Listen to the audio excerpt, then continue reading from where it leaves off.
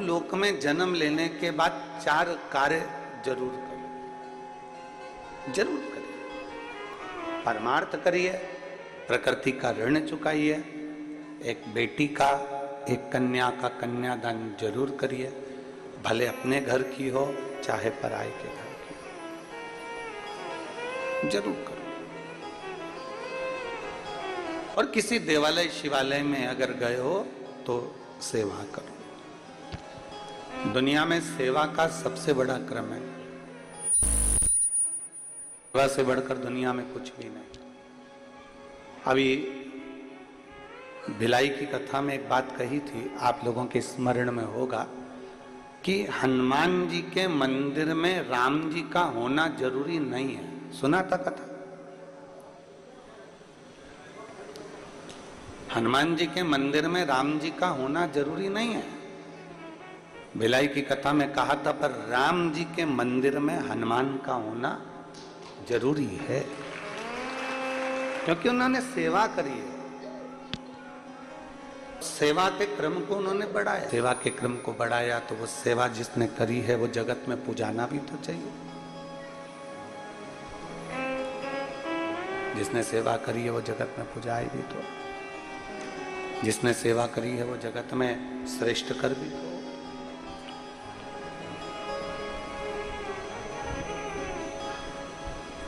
जितने भाव से कर सकते हो, जितने, आवाज सेट करिए, पूरी आवाज सेट नहीं हो रही है। उसे सेवा कर सकते हो, जितने भाव से आप सेवा का क्रम जोड़ सकते हो, उतने प्रेम से आप सेवा करिए, उतने प्रेम। और जितने प्रेम से सेवा के क्रम को आप बढ़ा सकते हो करो। यहां तक शास्त्र कहता है कि आप कहीं नहीं जा सकते हैं ना, आप किसी स्थान पर सेवा नहीं कर सकते तो प्रयास करो अपने घर में बुजुर्ग माता पिता हो, अपने घर में कोई वृद्ध हो, कोई बड़ा हो, कोई बुजुर्ग हो, कोई ऐसा व्यक्ति हो जिसको आपकी बहुत जरूरत है तो उसकी भी सेवा मूल्य है, उसकी भी सेवा आप करिए उसकी सेवा। पर मत बुरे कर्म कर बंदे वरना पछताएगा, भगवान की आंखों से तू बच नहीं पाएगा, तू बच नहीं पाएगा। अरे ओ अज्ञानी मत कर नादानी, अरे ओ अज्ञानी मत कर नादानी। आप जितना सेवा के क्रम को बढ़ाओगे ये सेवा तुम्हारे कहीं ना कहीं काम आएगी। आगे की आवाज कोई जा रही है और पीछे की आवाज कोई आ रही है, अंदर हो गए उतना आपके जीवन में सुख का अनुभव अपने आप प्राप्त होगा। अपने किसी की भी सेवा करो, तुम्हारा मन पड़ जाए जिसकी सेवा करो।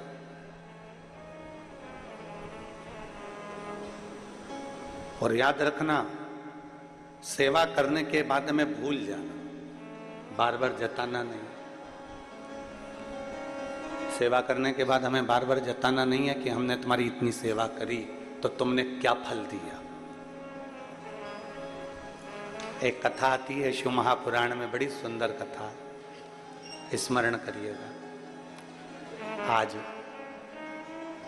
हरियाली अमावस्या है, ऑनलाइन आप सब शिव महापुराण की कथा श्रवण कर रहे हैं तो दिल से सुनिएगा। माता पार्वती जी बैठकर तप साधना कर रही हैं। मां जगतजननी पार्वती जी बैठकर तप साधना में लीन है। डीले कम कर दो, हॉल है क्योंकि तप साधना में लीन है, अपनी तप साधना कर रही है और लगी अपनी तप साधना में, भगवान शंकर को राजी करने के लिए लगी पंचाक्षर मंत्र का जाप करने के लिए।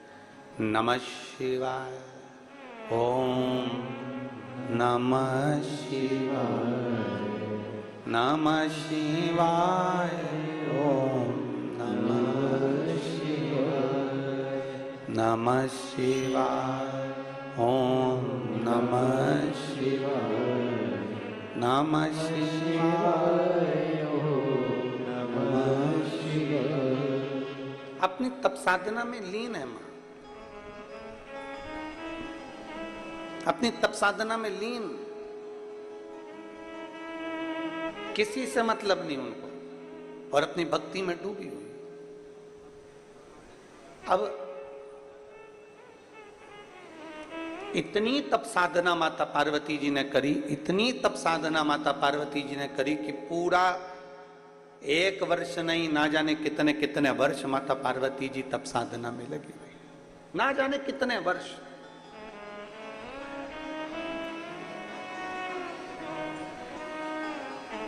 और ना जाने कितने वर्षों तक माता ने जब तप साधना करी, बहुत वर्षों तक तप साधना में जब माता पार्वती जी डूबी रही, डूबी रही, डूबी रही। श्रावण का महीना आ गया, पार्वती जी के स्मरण में, क्योंकि जो नेत्र बंद करके बैठा है, भगवान के विरल भक्ति में डूबा हुआ है, भगवान के भजन में डूबा हुआ है, भगवान के स्मरण में डूबा हुआ है, उसको ध्यान नहीं रहता कि कब सावन आ गया, कब भादो आ गया, कब कुंवार आ गया, कब कार्तिक आ गया, कब कौन सा महीना आ गया, उसके ध्यान में नहीं आता। घड़ी कौन देखता है? सत्संग में बैठे हो, कथा में बैठे हो, पूजन में बैठे हो, भजन में बैठे हो और कीर्तन में बैठे हो और घड़ी देख रहे हो, तो समझ लो कि तुम्हारा मन कथा में नहीं लगा, तुम्हारा मन सत्संग में नहीं लगा, तुम्हारा मन भगवत भजन में नहीं लगा, तुम्हारा मन भगवान के कीर्तन में नहीं लगा। भगवान की सेवा में घड़ी देखने का कार्य नहीं होता। आपका काम है भगवान की कथा सुनना, आपका काम है संकीर्तन करना, आपका काम है सत्संग करना, और तुम्हें हाथ में घड़ी भले बंधी है पर तुम्हें नहीं देखना है। देखना किसको है? आप अगर कथा में बैठे हो, आप अगर शंकर के मंदिर में बैठे हो, आप अगर सत्संग में बैठे हो, आप अगर भगवान का भजन कर रहे हो, भगवान के मंदिर में सेवा कर रहे हो, तो तुम्हें घड़ी नहीं देखना है। उस भोलेनाथ को तुम्हारी घड़ी देखना है कि तेरी घड़ी कैसी चल रही है, तेरी घड़ी को कैसे सुधारना, कैसे तुझे सुधारना है, कैसे तुझे श्रेष्ठ किया जा सकता है, कैसे तुझे ठीक किया जा सकता है, कैसे तुझे श्रेष्ठता दी सकते हैं, वो घड़ी उसको देखना, तुम्हें नहीं देखना। तुम तो अपनी मस्ती में भगवान माता पार्वती जी का चरित्र कर रहा है, माता पार्वती जी की कथा कर रही है, पार्वती जी अपनी मस्ती में मस्त। और कहते हैं ना,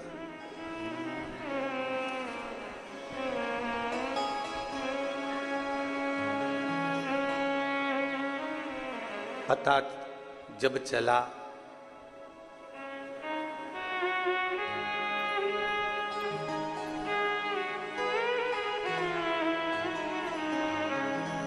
पता, सब में तू समाया, कोई दूसरा दिखा ही नहीं।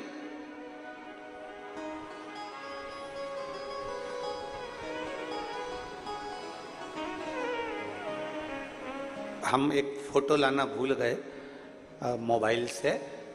ऑनलाइन शिव पुराण में भगवान शंकर की कथा का वर्णन किए हैं, अभिषेक का वर्णन किए हैं।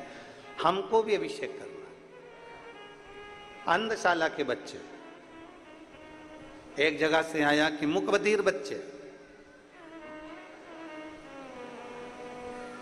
हमको भी अभिषेक करना है। और वो टीचरों को मैं धन्यवाद देता हूं जिन्होंने अपने बच्चों के कहने पर शिवरात्रि के दिन ऑनलाइन सारे बच्चों को बिठाकर अंधशाला के उनको भी भगवान शंकर का अभिषेक करवाया। साधुता।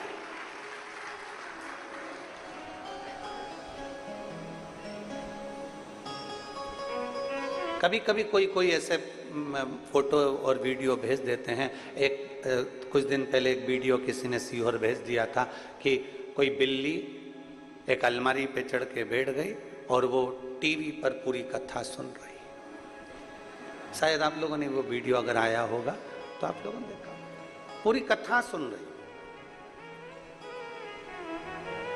और आस्था वालों के पास में अगर वो वीडियो है तुम्हारे मोबाइल में, तो ऑनलाइन अगर चल रही है तो उन पर जरूर दिखाना है आपके पास में। जरा उसको ऑनलाइन वालों को भी आस्था चैनल पे भी जरा दिखाओ। अगर वो अंधशाला वाला तो हम आज लाए नहीं फोटो, सीहोर से जो आया, पर वो बिल्ली भी शिव महापुराण की कथा श्रवण कर रही है।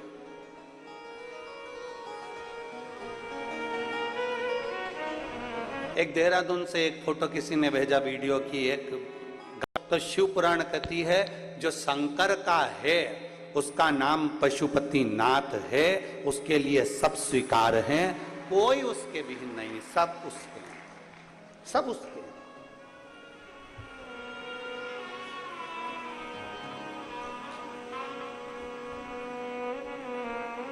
सब उसी के हैं।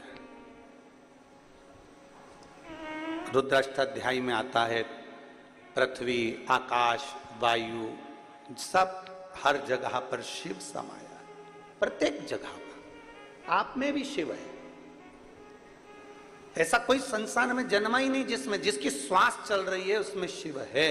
श्वास निकल गई, शिव गया, शिव गया तो शव बन गया। जिंदा है तो भी शिव है, मर गया शव बन गया तो भी शंकर की शरणागति में शमशान गया। ऐसा कोई स्थान नहीं जहां शिव नहीं।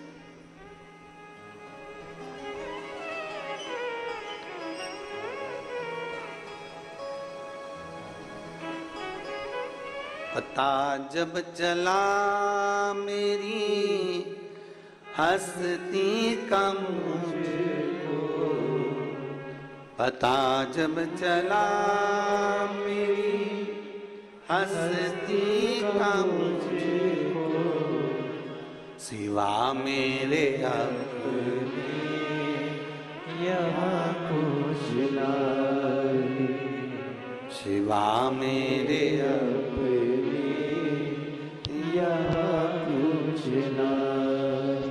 मुझे मेरी मस्ती कहाँ लेके आई, कहाँ लेके आई, यहाँ लेके आई, कहाँ लेके आई।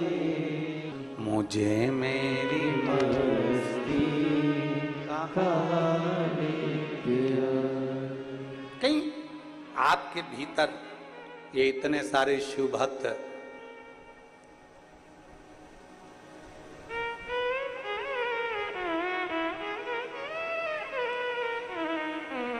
इतने सारे शिव भक्त इतने बड़े राजनंद गांव में से अगर मेरे बाबा ने बेलपत्री जैसे पेड़ में से छाट छाट कर डलिया में इकट्ठी करते हैं, आप सब शंकर भगवान की बेलपत्र हो जिसको शिव ने स्वीकार कर लिया शिव पुराण के। मेरे बाबा ने आपको अपने लिए बुला लिया शिव भक्ति के लिए। कहीं शिव तत्व है, आपके भीतर का विश्वास, आपके भीतर का भरोसा प्रबल है।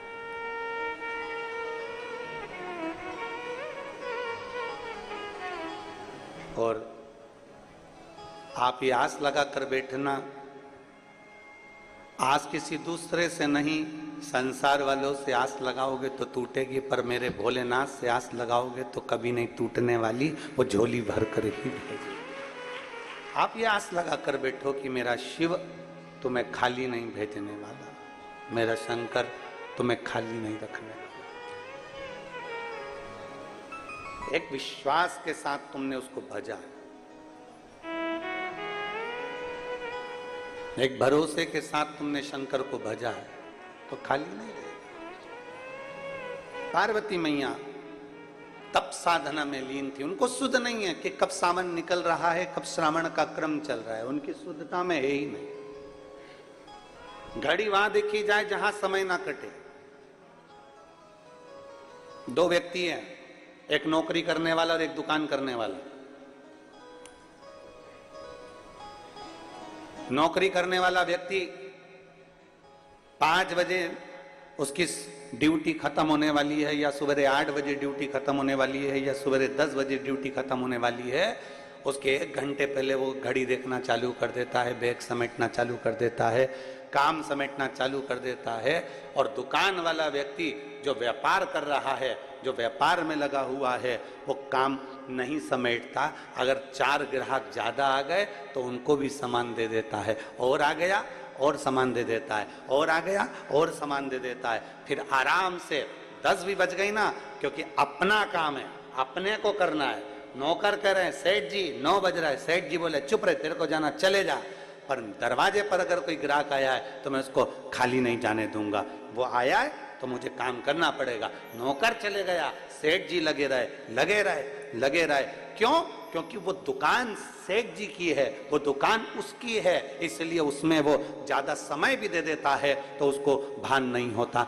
10 बजे भी अगर घर गया तो भी चैन की नींद सोता है कि कम से कम मैंने आज व्यापार अच्छा करा। एक नौकरी वाला घड़ी बार बार देख रहा है, और एक दुकान वाला अपनी दुकान है तो घड़ी नहीं देख रहा। दोनों में अंतर है। एक व्यक्ति भगवान के मंदिर में जाता है, 25 बार घड़ी देखता है, मुझे जाना है, अब भी जाना है, जल्दी करना है, ऐसा करना है, वैसा करना है। और एक जो भगवान को अपना मान लेता है, पूर्ण विश्वास के साथ अपना मान लेता है कि मेरा शंकर है, 2-5 मिनट ऊपर भी हो जाएगा तो मेरा शिव स्वीकार कर लेगा, मेरा अपना है।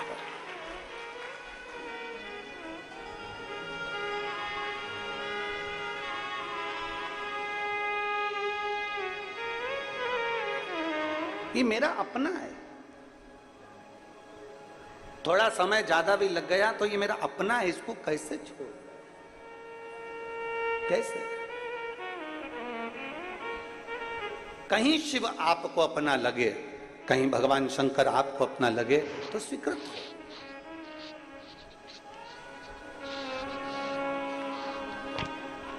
कैसे छोड़ रहे हैं? माता पार्वती जी अविरल भक्ति में डूबी हुई हैं।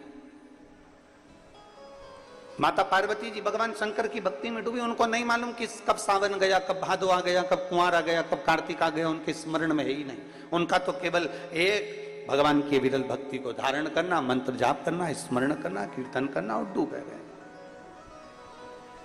पता जब चला मेरी हस्ती का मुझको, पता जब चला मेरी हस्ती। डूबी हुई है मां पार्वती जी, अपने अलमस्ती में डूबी। मेरे अपने लग रहा है कि यहां कुछ भी नहीं, केवल शिव है, केवल शिव।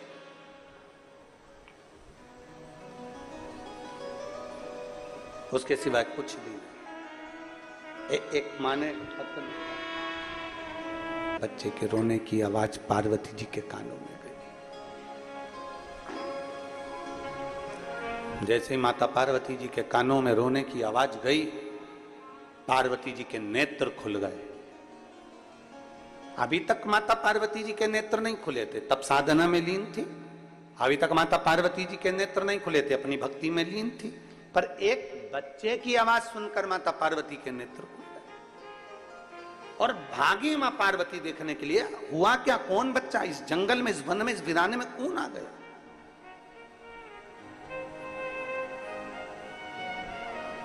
इस वीराने में कौन ऐसा बच्चा आ गया? इस वीराने में कौन पहुंच गया? जरा जाकर देखूं तो सही। पार्वती मैया ने जाकर देखा तो एक घड़ियाल, एक मगर आ रहा था बच्चे को खाने के लिए। थोड़ी सी ही दूरी बची थी मगर की और बच्चे की। बच्चा रो रहा था, मगर नजदीक में आ रहा था। पार्वती जी ने उसी समय पर पहुंचकर मगर को रोकने के लिए आवाज लगाई, सावधान, रुक, कौन है तू? कहां जा रहा है? इस बच्चे को क्यों खाने जा रहा है? मगर कहता है, चौथे पहर में जो भी मेरा भोजन मिलेगा मुझे खाना है। ये मेरे पास में देवता की तरफ से लिखा कर लाया। चौथे पहर में जो भोजन मिलेगा वो मुझे खाना है। पार्वती जी ने कहा, मैं इस बच्चे को तुझे नहीं खाने दूंगी, क्योंकि इस बच्चे की आवाज मेरे कानों में पड़ गई, इस बच्चे की आवाज मेरे कानों में आई है। मैं इस बच्चे को तुझे खाने नहीं दूंगी, मैं इस बच्चे को तुझे निगलने नहीं दूंगी। नहीं, इस बच्चे को तो मैं खाऊंगा, क्योंकि चौथे पहर में मुझे भूख लगी है, चौथे पहर में मुझे भोजन मिला है, और चौथे पहर में जो मुझे भोजन मिलेगा मैं उसको खाऊंगा। मगर आगे बढ़ा। पार्वती जी उसको रोकने के लिए बीच नदी के अंदर पानी में उतर गई, और पानी में उतरते से ही घड़ियाल ने, मगर ने कहा, मुझे भूख लगी है, मुझे खाने दो। पार्वती जी कहती हैं, तू इसको छोड़ दे, तू जो मांगे मैं तुझको देने को तैयार हूं।